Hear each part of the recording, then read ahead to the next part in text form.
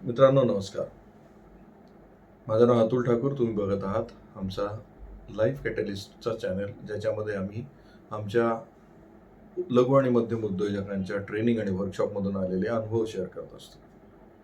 मित्रांनो, आमचा एक असा अनुभव आहे की बरेचसे उद्योग किंवा बरेचसे व्यवसाय हे केवळ यासाठी स्ट्रगल करतात की त्याच्यामध्ये त्यांना कॅश नसते.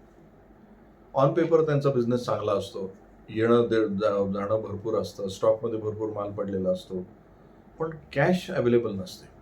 आणि ज्याला म्हणूया ना की अवेलेबल कॅश जर नसेल, जर फ्रीडम विथ मनी नसेल ना, तर तो उद्योग तुम्हाला ते नाही देत जे तुम्हाला पाहिजे ते. कारण तुमचा बिझनेस हा नेहमी एक्सेस कॅश जनरेट करणारा असला पाहिजे. मग याचं कारण जर शोधलं की व्यवसायामधून ही कॅश गायब कुठे होते, तर व्यवसायामध्ये कॅश गायब होण्याचं प्रमुख कारण हे आहे, ते तुम्हाला शोधावं लागेल बॅलन्स शीटमध्ये जाऊन. कारण व्यवसायातली कॅश जी गायब होते त्याची सुरुवात मुळात झालेली असते बजेटिंग न केल्यामुळे, प्लॅनिंग न केल्यामुळे. आणि सगळ्यात महत्त्वाचं, तुम्हाला बॅलन्स शीट मध्ये काय बघायचं हे न कळल्यामुळे. मुळामध्ये एक लक्षात घ्या, कॅश फ्लो जो आहे, जो तुम्हाला नीट लक्षात घ्यायला हवा, म्हणजे पैसा कसा येतो आणि कसा जातो हे बघायला हवं. त्या कॅश फ्लोमध्ये दोन प्रकार असतात. एक डायनामिक असतो, दुसरा स्टॅटिक असतो. डायनामिक म्हणजे दररोज होणारी उलाढाल. आणि स्टॅटिक म्हणजे महिन्याच्या शेवटी तुम्ही कदाचित एखादं स्टेटमेंट आणाल, त्या स्टेटमेंटचा अभ्यास कराल की या महिनाभरात किती पैसा आला, किती गेला, आणि तो जर पाहिला तर तुम्ही ऑन पेपर म्हणू शकता की नाही, या महिन्यात आपण चांगलं केलंय. पण तरीही क्रंच का आढळतो? कारण पाहिजे तेव्हा पैसा अवेलेबल नसतो. पाहिजे तेव्हा पैसा अवेलेबल नसतो याचं उत्तर डायनामिक कॅश फ्लो याच्यामध्ये आहे. डायनामिक म्हणजे तुम्हाला तुमच्या बिझनेसमध्ये तुम्हाला याचा अभ्यास करावा लागेल की मला पैसा कसा लागतो आणि किती वेळा लागतो, आणि तो जेव्हा मला पैसा लागणार आहे त्या वेळेस माझा व्यवसाय मला पैसे देतोय, किंवा त्या वेळेस माझ्याकडे तो पैसा अवेलेबल आहे का. मित्रांनो, हा पैसा जर अवेलेबल नसेल ना, तर मग आपण काय करतो, वेळप्रसंगी कर्ज करतो किंवा वेगवेगळ्या फॅसिलिटीज, ज्याला CC वगैरे अशा फॅसिलिटीज घ्यायला लागतो, आणि we start sharing our profit with banks और समवन एल्स. आणि मग हळूहळू आपली प्रॉफिटेबिलिटी कमी होत जाते. प्रॉफिटेबिलिटी कमी झाल्यामुळे हळूहळू आपल्याकडे असलेला कॅश कमी व्हायला लागतो, आणि जो पैसा आहे तो फक्त ऑन पेपर दिसायला लागतो. मित्रांनो, तुमच्या व्यवसायामध्ये तुम्हाला जर खऱ्या अर्थाने ब्रेक थ्रू कॉज करायचा असेल, तर तुमच्या बिझनेसचा जो डायनामिक कॅश फ्लो आहे त्याच्यावर थोडंसं फोकस करा.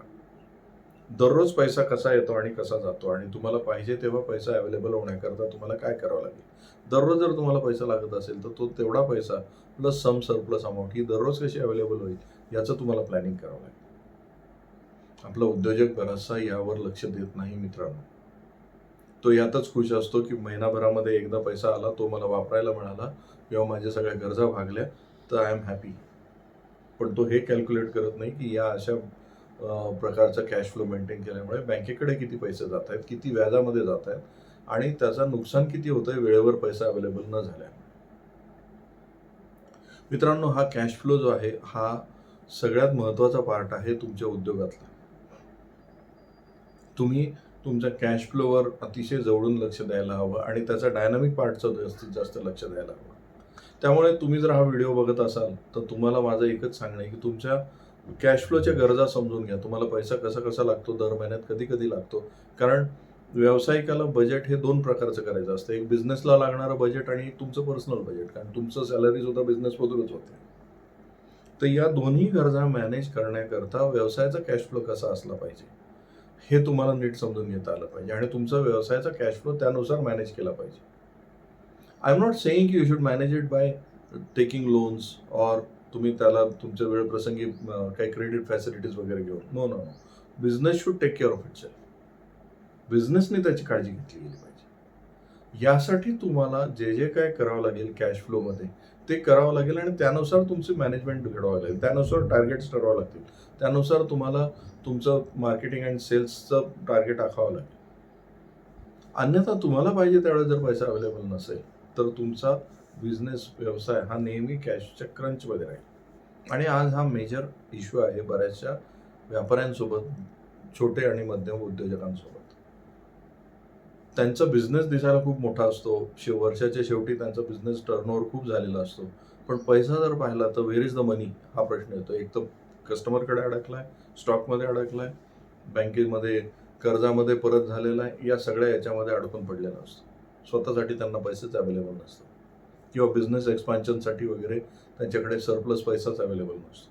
प्रत्येक गोष्टीसाठी त्यांना कर्ज घ्यावं लागतं. And the sole reason is dynamic cash flow तुम्ही मॅनेज करत नाही.